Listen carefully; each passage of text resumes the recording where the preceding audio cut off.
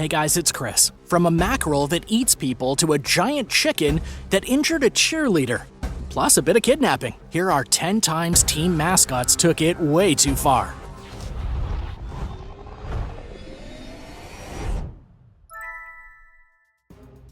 Number 10. Mackerel Jordan.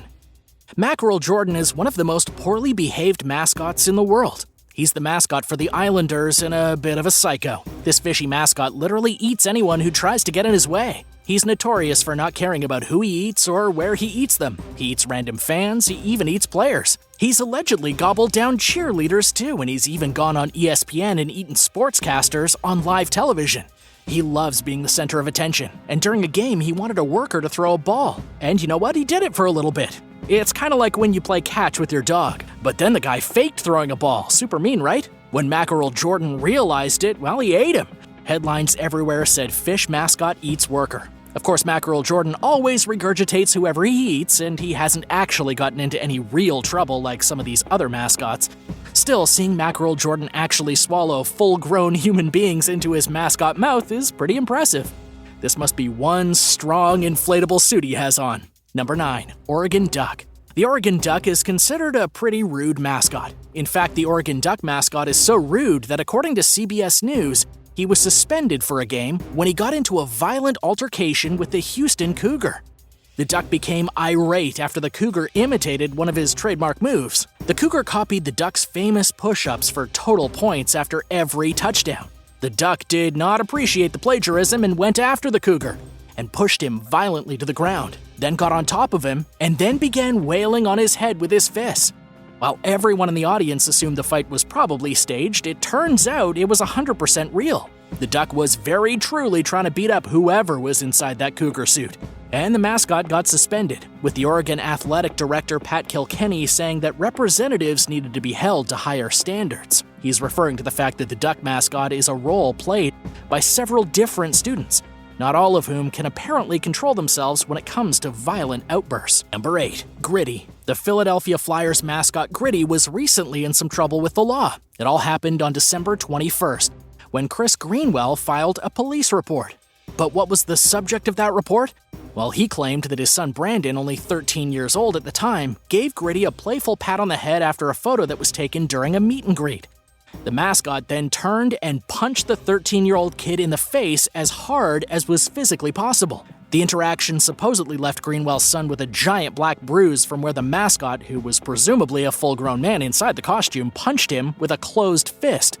Unfortunately for anyone who was hoping for justice, nothing ever came of the allegations. In the end, that's all they turned out to be. The Philadelphia Police Department recently announced that the matter was closed and that the Philadelphia Flyers mascot did not physically assault the child as was alleged. Basically, he was cleared of any wrongdoing. But to be honest, it's impossible to say what really did happen during that game. Is the assault being covered up? And if not, why would a father lie about his child getting beat up by a sports team mascot? I mean, it wouldn't really make any sense, but in the end, Greenwell never got so much as an apology from the team, and Gritty is still running around free. Number 7. Sebastian the Ibis. Sebastian the Ibis, the team mascot for the Miami Hurricanes, was played by a student named John Routh. Every Sunday, John would have his friends over to his place, and they'd sit by the pool and hang out and do college stuff. The year was 1989, and there was a rivalry game coming up with the Hurricanes facing the Seminoles. John knew that as the team mascot, he needed to do something pretty big. He and his friends sat around the pool trying to come up with some ideas. They eventually settled on the idea of putting out the flaming spear of the Florida State's mascot. Florida's mascot always comes to the field riding a horse and carrying a flaming spear. It was kind of this whole thing. So John got everything ready. He got hold of a fireman's jacket and a hat, brought a fire extinguisher from his own house.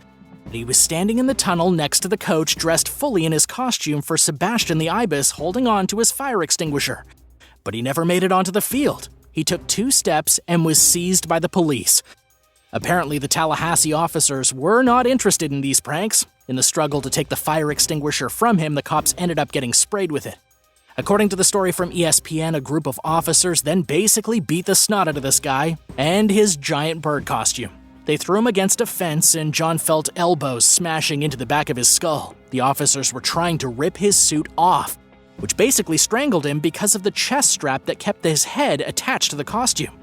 It wasn't until the Miami fans, as well as some members of the team, saw what was going on that the police stopped beating him up, though they didn't let him anywhere near the field for the whole game. So have you ever been to a crazy sports game? What happened? Let me know in the comments below, and be sure to subscribe if you haven't already. Number 6. Bernie the Miami Heat. During a 1994 exhibition game in Puerto Rico, the Miami Heat mascot Bernie did something he really shouldn't have. What Bernie the mascot did was so bad that the Miami Heat were ordered by a federal jury to pay a woman $50,000. The woman's name was Yvonne Jill Rebolo, and she claimed that she was humiliated and injured by the mascot during the basketball game and tried to sue the team for $1 million. She claimed that she was deprived of her dignity, and that even after the $50,000, she was in no way compensated for the damage done to her. So what did happen to this poor woman? It was actually pretty over the top. Bernie the mascot dragged her out of the stands and into the court 100% against her will. The issue here is that they weren't at a hometown game. They were in Puerto Rico, and the woman he grabbed against her will was the wife of a Supreme Court judge and the sister of Puerto Rico's U.S. attorney. Basically, it was a huge debacle. He picked the absolute worst person to humiliate and ended up paying the price. Number 5. San Diego Chicken. The San Diego Chicken is yet another mascot who injured a lady and had to pay the price. But instead of $50,000, a jury in Chicago ordered the man inside the San Diego Chicken suit to pay over $300,000 to a cheerleader who he tackled during a sports game. The guy in the suit was named Ted Gianoulis, and he traveled around the country in his chicken costume having a good time and getting the crowds going. At least he had a good time until the match in 1991 when he tackled cheerleader Kimberly Smith. He tackled this girl so hard that she suffered a jaw injury and was forced to retire from cheerleading for life. As it turns out, the mascot and cheerleading games are a lot more dangerous than anyone could have guessed. Number 4. Reedy Ribbit. Reedy Ribbit is a giant frog, and in 2006 he was the mascot for a minor league baseball team, the Greenville Drive of the Class A South Atlantic League. Unfortunately for everyone, Reedy Ribbit was a seriously bad frog. More accurately, the man inside the suit was a very bad frog. He was arrested after allegedly fondling a woman at a game. She claimed that the giant frog grabbed her by the chest in a stairwell as she and her friend were trying to leave their seats. The woman was furious and reported the bad behavior to the team the very next day, and shortly after, the man in the suit was arrested. According to CBS News, Cecil McLaurin Amick III was suspended after the incident. But to be quite honest, what was this guy doing as the team mascot in the first place? He was 37 years old.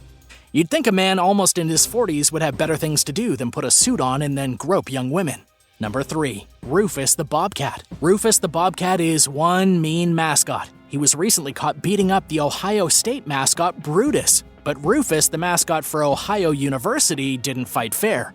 Instead, he ambushed the unaware mascot and assaulted him pretty hard in what has been described as a pre-planned beatdown. The plan actually started a year before the attack when Brandon Hanning, a 19-year-old, tried out for the position of the mascot with the intention of tackling and beating up Brutus. Brandon went through a whole year playing the mascot and waiting for his chance, but he ended up getting in so much trouble that it may not have even been worth it. After he beat up Brutus, Brandon was told by Ohio to never attend another one of their athletic events. So even though Brandon could remain a fan, he definitely couldn't play the role of mascot anymore, and he could never show his face at any of their matches. But honestly, what's really impressive is that he dedicated a year of his life as a mascot just for the chance to tackle Brutus. Number 2. Air Force Falcon. Believe it or not, the Air Force has a mascot. Mascot is a white falcon named Aurora, and she was just 22 years old when she was kidnapped in a prank gone wrong by West Point cadets after a college football game. The huge white bird was literally stolen from a colonel's house just before a match between the Air Force and the Army. The West Point cadets wanted a bit more of an advantage by getting rid of the opposing team's mascot, which could undoubtedly boost morale. But during the bold theft of the bird, Aurora was injured. And according to The Guardian, it was a concern at the time that the bird may have needed to be put down because of her advanced age. But luckily, it was later confirmed that Aurora could still fly and would probably make a full recovery. As for how the bird was stolen in the first place, West Point cadets had apparently stuffed her into a dog crate, which is how her wings got injured. They realized the prank was going wrong when the bird started smashing itself against the cage, prompting them to give her back. Number 1. Avoid the Thenoid. The Thenoid is not a team mascot. Instead, he's the mascot for Domino's Pizza. But he has one of the darkest pasts of any mascot ever. He's a human-like character with massive buck teeth, a red bunny suit, and an annoying habit for disrupting pizza deliveries. He was used by Domino's between 1986 and 1995, back when they were doing 30 minutes or less deliveries. The whole point of the Thenoid as a mascot was to promote quick and efficient delivery from the company. All these years later, in 2021, Domino's has brought the Thenoid back. Nostalgia seems to be the biggest motivation behind the mascot's return. But what happened to the Thenoid back in the 90s? Well, in 1989, a man from Georgia named Kenneth Thenoid took 2 employees from Domino's hostage at a restaurant in the Atlanta area because he was under the assumption that Domino's had created the Thenoid character to mock him specifically. This guy was obviously off his rocker. He was charged with kidnapping and assault, but later found not guilty because the court claimed he was insane. Kenneth Thenoid was then institutionalized, and after the whole fiasco, the Thenoid just kind of vanished. So who's your favorite of these poorly behaved mascots? Let me know in the comments, and thanks as always for watching. Be sure to hit that subscribe button and come back soon for another awesome video.